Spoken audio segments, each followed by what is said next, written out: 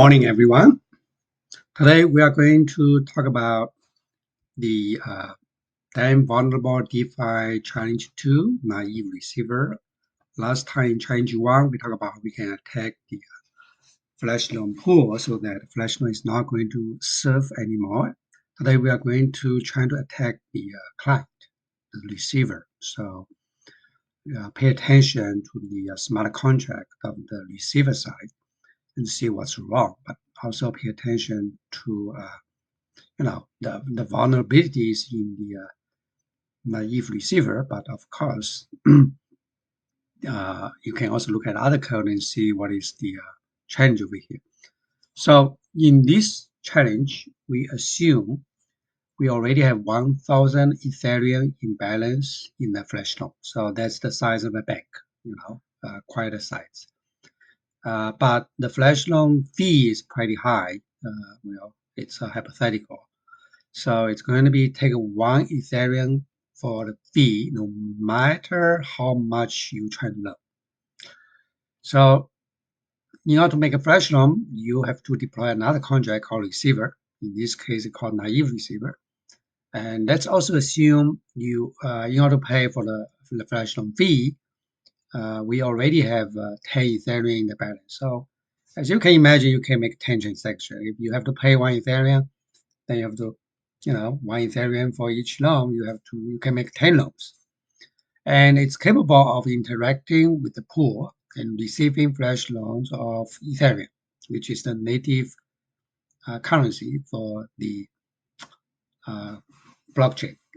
So your goal for challenge 2 is take all the Ethereum out of the user's contract. We're trying to scam the user, take all the money away. So how can that be possible? And of course, you have 10 Ethereum to steal.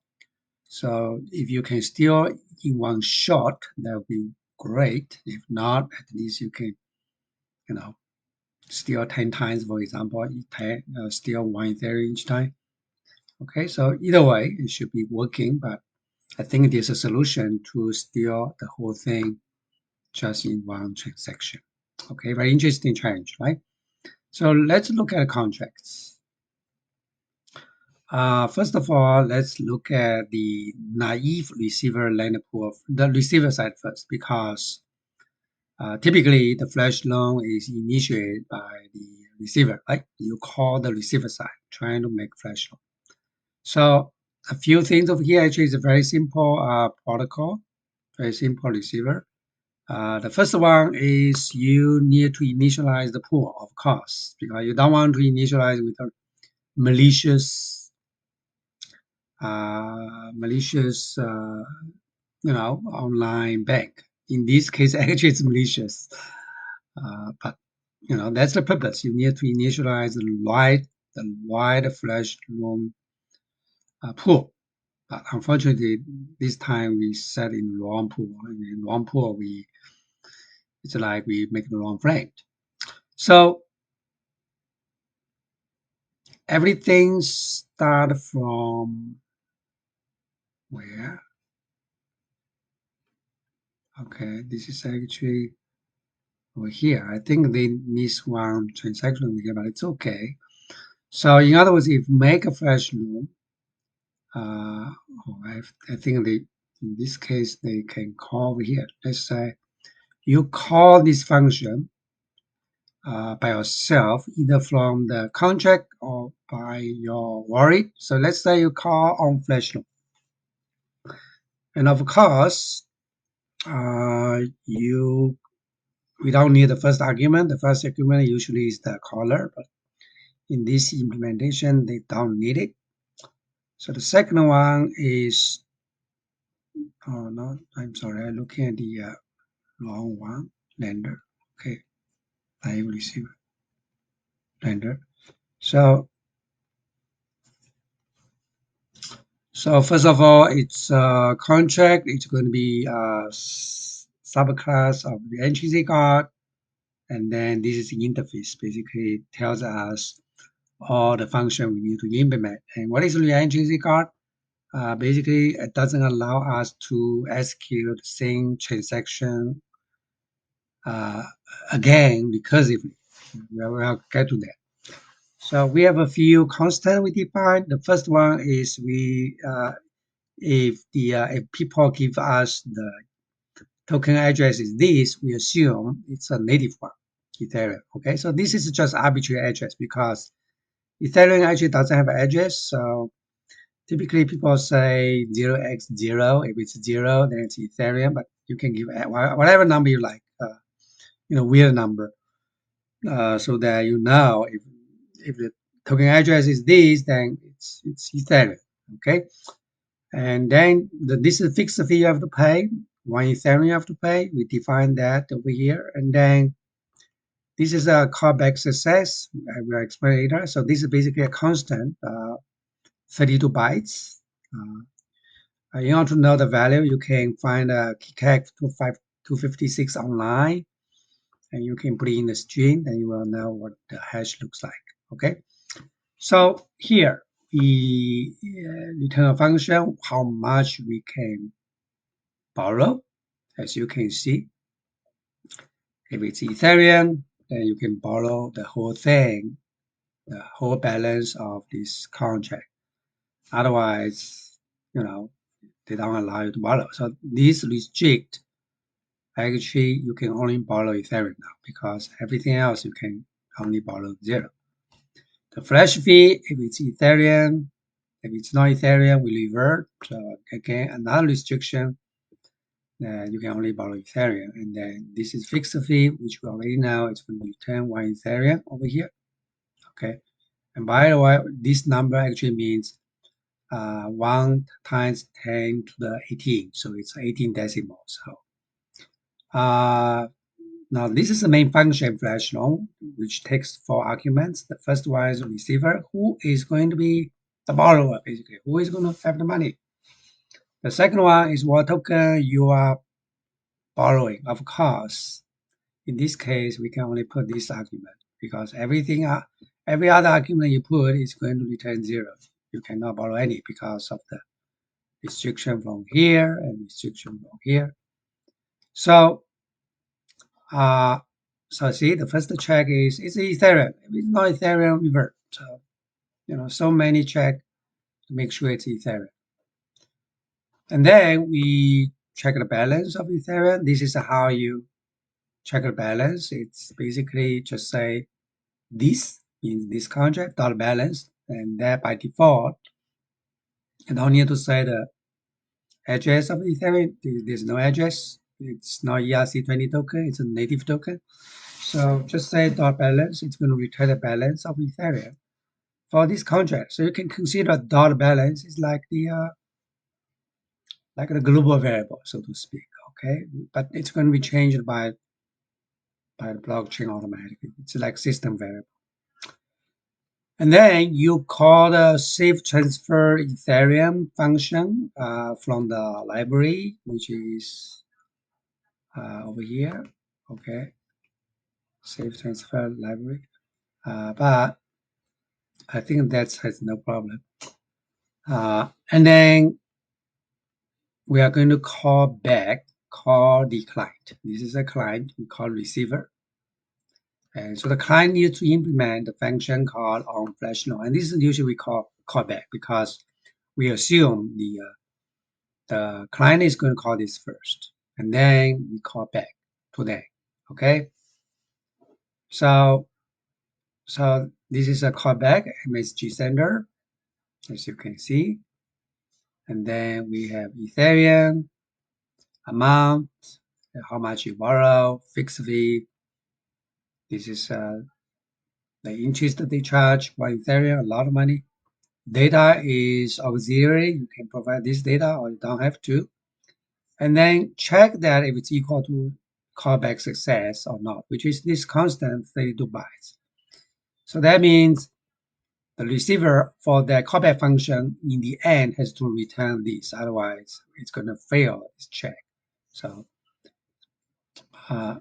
so this is to prevent malicious client, basically. Okay, and then we double check if we receive the borrow the money back, and also with the additional 1 Ethereum as the loan fee. If not, we revert. So in this way, no client, no can take advantage of this. Okay, and then eventually we return true.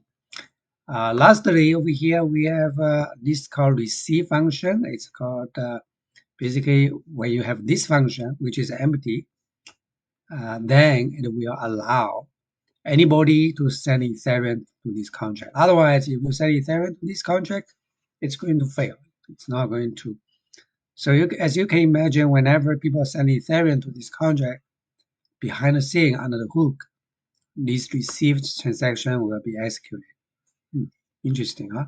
So, but in this case, nothing is there except just accept Ethereum. But if you want, something can be done here as well. So that means if you send Ethereum to a contract, it's not just sending money. You are initiating a transaction called receive in the contract. Got you. So let's go back to the receiver side over here. So receiver, as we talk about, is going to be this one, but I believe you should look at challenge one and trying to create a one more function by yourself in the client, because I don't see the function to borrow. So you need to have a function, not just on flash loan, but copy this function, okay, which is called execute flash loan, and then you can call the using this execute flash loan, you can call the server side. All right, so copy that back to yourself because I don't see the function in the receiver side. So if you call that, then once you call that, then the callback is going to call here. So this is a callback function. The callback function is going to ignore. This is the first argument, if you remember, called originator. Okay, so it's not checking who is the originator. Okay, is that a red flag to you? So, and in our case, we are the originator. We initiate this transaction. So you remember in challenge one, we double check if the originator is myself, but here we didn't check that. Maybe that's dangerous if we didn't check that. I'm not initiating. Just give you some hint. So there's a first check over here to make sure the caller is not anybody else. Okay, which is it's a good check. Without this good check, probably we can easily steal money on this already, because even though it's a callback function, I can call it directly. I all got the money. I can just call on flash. Anybody can call this. Then everybody can steal money from the client. But now they are doing a check over here, making it harder for us to steal money. So the check is trying to make sure the caller is the pool. So I cannot call this function. You cannot call it. Only the pool can call this. Okay. And by the way, this is assembly. So pool slot basically is this, which is the slot of the state variable. So in assembly, basically you are reading the pool in assembly, and you check if it's equal to caller. So caller basically is msg.sender. If it's equal, this whole thing will be true, but if zero is checking the opposite. So if zero is like negation. So if everything inside is zero, that means it's not equal. So then in that case, we are going to store these 4 bytes in the memory at the 0 address, and then we revert with the reason, which is located in the location of 1C, and then with 4 bytes. So this is a code. 4 bytes is like, they always read 4 bytes. 4 times 8 is 32 bits. So you read 4 bytes from location 0x1c, which is the revert code or revert uh, error code that you can return, back to the caller. And the caller can check that revert code. Okay, and then over here we also doing the check. If the token is not Ethereum, forget it. And then we are going to calculate how much we need to pay.